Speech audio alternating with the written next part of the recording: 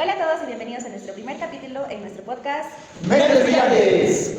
Hoy vamos a hablar sobre algo muy importante en la salud mental, la historia clínica psiquiátrica. Puede sonar un término técnico, pero vamos a explicarlo de la forma más sencilla. Y ojo, no es tan diferente de la historia clínica general. La gran diferencia es que aquí nos fijamos mucho más en la historia de la vida del paciente, en lo que pudo detonar la enfermedad y en cómo se relaciona con su entorno. Exacto. En psiquiatría, además de los datos básicos, se profundiza en detalles como cuándo empezó todo, cómo ha cambiado el comportamiento de la persona y si ha tenido episodios previos, qué factores pudieron desencadenar la crisis y cómo ha ido desarrollando en las diferentes etapas de la vida, incluso cuando se analiza el estilo de la vida, las relaciones interpersonales y cómo la persona entiende lo que le está pasando. Ok, entonces, vayamos con lo primero, los informantes. No basta con decir quién nos da la información, sino también si nos parece una persona sincera, si conoce bien al paciente, si tiene prejuicios o una opinión distorsionada. Por ejemplo, un vecino que lo ve poco no es igual de fiable que un hermano que vive con él. También importa saber si el informante está de acuerdo con la ayuda que se busca o si está en desacuerdo. Bien, Joel, continuando, luego vienen los episodios previos. Aquí revisamos si antes el paciente ha tenido problemas similares o enfermedades mentales. Podemos observar que el orden cronológico empieza con la edad, también puede presentar síntomas o cuánto tiempo duró, si estuvo hospitalizado y qué diagnóstico recibió y cómo lo trataron. Así se recuperó de todo, solo en parte. También observamos cómo funcionaba entre un episodio y otro.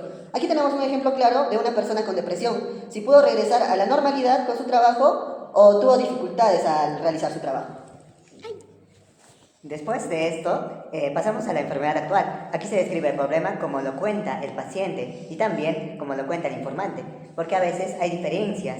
Es importante saber cuándo se notan los primeros cambios, cómo evolucionaron los síntomas, si aparecieron de golpe o poco a poco, qué los empeora o qué los mejora, y si son constantes o por etapas. También se pregunta si en las últimas 24 horas hay cambios, como estar mejor en la mañana o peor en la noche tal vez. Y no olvidemos los factores precipitantes. Estos pueden ser físicos, como un accidente, una cirugía, un cambio hormonal o un problema médico. O externos, como la pérdida de un ser querido, problemas económicos o cambios bruscos en el trabajo. Incluso cuando hay situaciones de estrés moderado pero prolongado, como un mal ambiente laboral, pueden ser tan dañinas como una crisis fuerte. Exacto, José. Además, hay que preguntar por síntomas que el paciente no menciona, pero que pueden estar presentes. Por ejemplo, puede ser cambios en la tolerancia al alcohol, en el sueño, la resistencia física o también en el apetito. Por otra parte, podemos revisar funciones del sistema nervioso central, como dolores de cabeza, mareos, dificultades para hablar, pérdidas en la memoria, problemas de concentración, irritabilidad, tristeza intensa o incluso ansiedad. Entonces, por otro lado, es la historia personal. Aquí se incluyen las experiencias, los factores tempranos que influyen en su vida. Por ejemplo, la infancia, la adolescencia, la educación, los valores, las relaciones, los hábitos y sobre todo, cómo ha reaccionado frente a los problemas en el pasado. Por ejemplo, un paciente que siempre evitó resolver conflictos de hoy por hoy, en tanto tenga un problema hoy por hoy, lo puede llevar de la peor manera.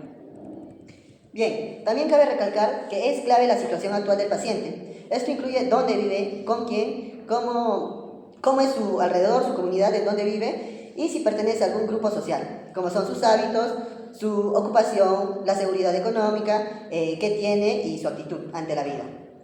Toda esta información ayuda a entender cómo vive el paciente el evaluado y qué apoyos podemos brindar o también qué riesgos puede presentar en su entorno el evaluado.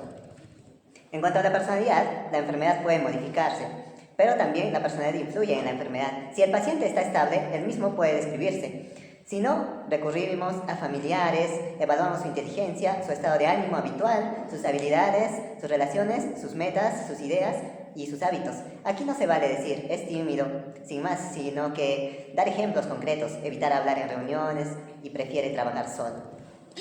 Exactamente. Y por último, la historia familiar. Esto no es solo preguntar si hay antecedentes o enfermedades mentales.